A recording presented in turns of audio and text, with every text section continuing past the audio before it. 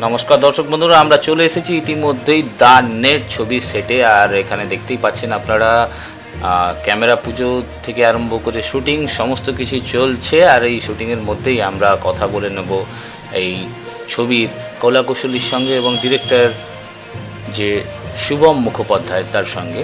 তো আসুন আমরা দেখে নিই কীভাবে শুটিংটা চলছে আর এই ছবির বিষয়ে জেনে নিই কলাকুশলীর কাছ থেকে।